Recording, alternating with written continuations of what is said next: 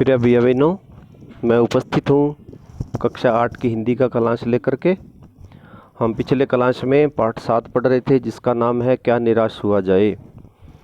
तो इस पाठ में हम पढ़ रहे हैं कि जीवन में कुछ ऐसी घटनाएं भी होती हैं जो नहीं घटित होनी चाहिए, जो नकारात्मक होती हैं।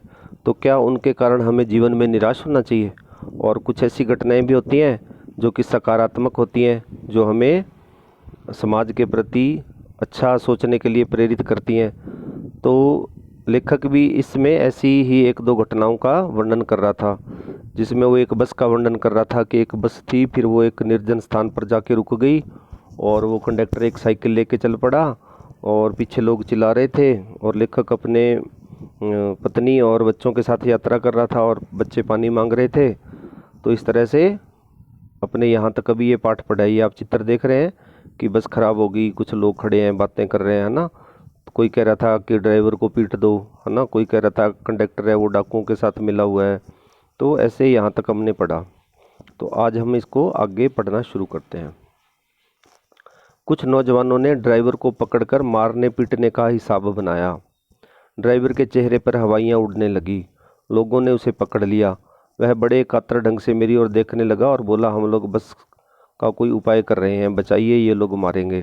डर तो मेरे मन में था, पर उसकी कातर मुद्रा देखकर मैंने यात्रियों को समझाया कि मारना ठीक नहीं है। परंतु यात्री इतने घबरा गए कि मेरी बात सुनने को तैयार नहीं हुए। कहने लगे, इसकी बातों में मत आइए, धोखा दे रहा है। कंडक्टर को तो पहले ही डाकुओं के यहाँ भेज दिया। तो ये हमने जो पहले हमने पढ़ा था, ये वाला, है ना, ये जो पद्यांश था ये हमने पढ़ लिया था। तो अब हम इसके आगे पढ़ेंगे। मैं भी बहुत भयभीत था, पर ड्राइवर को किसी तरह मारपीट से बचाया। 1.5-2 घंटे बीत गए। मेरे बच्चे भोजन और पानी के लिए व्याकुल थे। मेरी और पत्नी की हालत बुरी थी। लोगों ने ड्राइवर को मारा तो नहीं, पर उसे बस से उतार कर एक जगह घेर कर रखा। कोई भी दुर्घटना होती है तो पहले ड्राइवर को समाप्त कर देना उन्हें उचित जान पड़ा। मेरे गिड़गिड़ाने का कोई विशेष असर नहीं पड़ा। इसी समय क्या देखता हूँ कि एक खाली बस चली आ रही है और उस पर हमारा बस कंडक्टर भी बैठा हुआ है। उसने आते ही कहा, अड्डे से नई बस लाया हूँ, इस पर बैठिए, वह बस चलने लायक नहीं है। फिर मेरे पास एक लोटे में पानी और थोड़ा दूध लेकर आया और बोला, पंडित जी, बच्चों का रोना मुझसे देखा नहीं गया, वही दूध मिल गया, थोड़ा लेता आया। यात्रियों में फिर जान आई। सबने उसे धन्यवाद दिया, ड्राइवर से माफ़ी मांगी और 12 बजे से पहले हम सब लोग बस अड्डे पहुंच गए। अब देखिए, लोग कुछ भी सोच रहे थे ना, और लेकिन वो तो कंडक्टर तो बेचारा अच्छे के लिए गया था, वो दूसरी बस लेकर के आया, साथ में दूध भी लेके आया। कैसे कहूँ कि मनुष्यता एकदम समाप्त हो गई है। सही है ना, अभी मानवता खत्म नहीं हुई। कैसे कहूँ कि लोगों में दया माया रह नहीं गई। जीवन में जाने कितनी ऐसी घटनाएं हुई हैं जिन्हें मैं भूल नहीं सकता। ठगा भी गया हूँ, धोखा भी खाया है, परंतु बहुत कम स्थलों पर विश्वासघात नाम की चीज़ मिलती है। केवल उन्हीं बातों का हिसाब रखो जिनमें धोखा खाया है, तो जीवन कष्टकर हो जाएगा। परंतु ऐसी घटनाएं भी तो बहुत कम नहीं है जब लोगों ने अकारण ही सहायता की है। हाँ, ये बात तो सही है कि जीवन में धोखा भी खाते हैं हम, है ना, ठगे भी जाते हैं, लेकिन अच्छी घटनाएं भी तो होती हैं ना। तो अपने बुरी घटनाओं को याद करके तो जी नहीं सकते। अच्छी घटनाओं को भी याद करना चाहिए जहाँ पे लोग हमारी मदद करते हैं ना। निराश मन को ढाढ़स दिया है और हिम्मत बंधाई है। कविवर रविंद्रनाथ ठाकुर ने अपने प्रार्थना गीत में भगवान से प्रार्थना की थी कि संसार में केवल नुकसान ही उठाना पड़े, धोखा ही खाना पड़े, तो ऐसे अवसरों पर भी हे प्रभु मुझे ऐसी शक्ति दो कि मैं तुम्हारे ऊपर संदेह ना करूं। हाँ, सही बात है कि भगवान से ऐसी प्रार्थना करनी चाहिए कि हमें भले दुख मिले, धोखा मिले, है ना, तो हमें ऐसी शक्ति दे भगवान कि हमें भगवान पे ही संदेह नहीं हो। मनुष्य की बनाई विधियां गलत नतीजे तक पहुंच रही हैं, तो इन्हें बदलना होगा। वस्तुतः आए दिन इन्हें बदला ही जा रहा है, लेकिन अब भी आशा की ज्योति बुझी नहीं है। महान भारतवर्ष को पाने की संभावना बनी हुई है, बनी रहेगी। मेरे मन में निराश होने की ज़रूरत नहीं है। हाँ, तो इस तरह कुछ जो गलत विधियाँ नीतियाँ कुछ बन गई तो उनको बदलना पड़ेगा, है ना।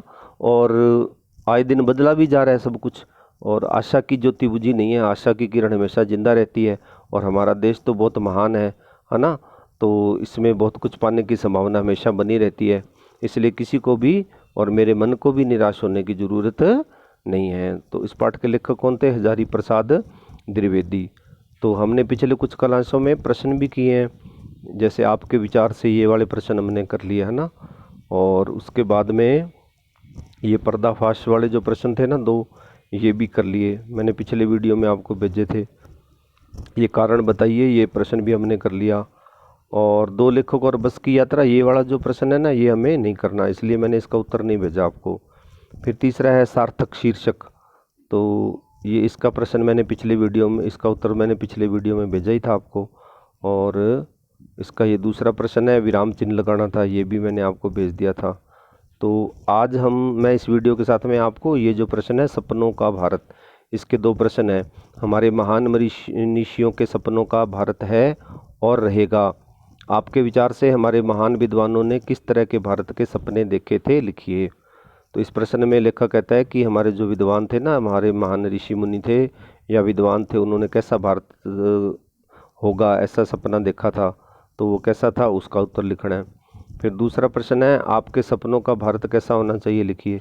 इसमें आपको अपने विचार लिखने हैं, है ना, कि हम भारत कैसा होना चाहिए, हम कैसा सोचते हैं कि हमारा भारत कैसा होना चाहिए। तो इन दोनों प्रश्नों के उत्तर भेज रहा हूँ। और साथ में फिर है भाषा की बात। अब भाषा की बात में पहला प्रश्न है 2 शब्दों के मिलने से समास बनता है। समास का एक प्रकार है द्वंद्व समास। इसमें दोनों शब्द प्रधान होते हैं। जब दोनों भाग प्रधान होंगे तो एक दूसरे में द्वंद्व की संभावना होती है। कोई किसी से पीछे रहना नहीं चाहता, जैसे चरम और परम, चरम परम, है ना, इसमें और शब्द का लोप हो जाता है। भीरू और बेबस, भीरू बेबस। दिन और रात, दिन रात। और के साथ आए शब्दों के जोड़ों को और हटाकर योजक चिन्ह लगाया जाता है और कभी कभी एक साथ भी लिखा जाता है। तो द्वंद्व समास के 12 उदाहरण ढूंढ करके लिखने हैं, तो हमें ये 12 उदाहरण लिखने हैं, ठीक है। फिर है पाठ से 3 प्रकार की संज्ञाओं के उदाहरण खोज करके लिखने हैं। तो पाठ में जो संज्ञा होती है ना, तीनों ही, व्यक्तिवाचक, जातिवाचक, भाववाचक, है ना, उसके उदाहरण भी ढूंढ करके लिखने हैं। तो मैं इन भाषा की बात के सारों के प्रश्नों के उत्तर भी मैं आपको भेज रहा हूँ। उसके बाद ये शब्दार्थ है, आप देखिए। धर्म भीरू, जिसे धर्म छूटने का भय हो, अधर्म से डरने वाला। फिर है पर्दाफाश, पर्दाफाश का मतलब होता है भेद खोलना, दोष प्रकट करना। फिर है उजागर, उजागर का मतलब भी प्रकट करना होता है। गंतव्य यानी कि स्थान जहाँ किसी को जाना हो, जहाँ पे हमें पहुँचना होता है ना, उसको कहते हैं गंतव्य। फिर है ढांढस, ढांढस मैंने दिलासा, धीरज दिलाना, किसी को हौसला दिलाते हैं ना, उसको कहते हैं ढांढस। तो ये इसके जो शब्दार्थ है ना, ये आप सारे प्रश्न करने के बाद में कर सकते हैं, क्योंकि ये मैंने पहले भेजे नहीं आपको, इसलिए इसको बाद में कर लेना। तो आज अपना ये जो 7वां पाठ है ये भी पूरा हो गया। तो आप सभी बसंत की जो कॉपी है उसमें पाठ 1 से लेके 7 तक के प्रश्नोत्तर पूरे कर लिए होंगे आपने पक्की कॉपी में। और ये आज जो मैंने भेजे, आज वाले ये भी पूरे कर लेना, आज का यही गृह कार्य है, ठीक है। जय हिंद, जय भारत।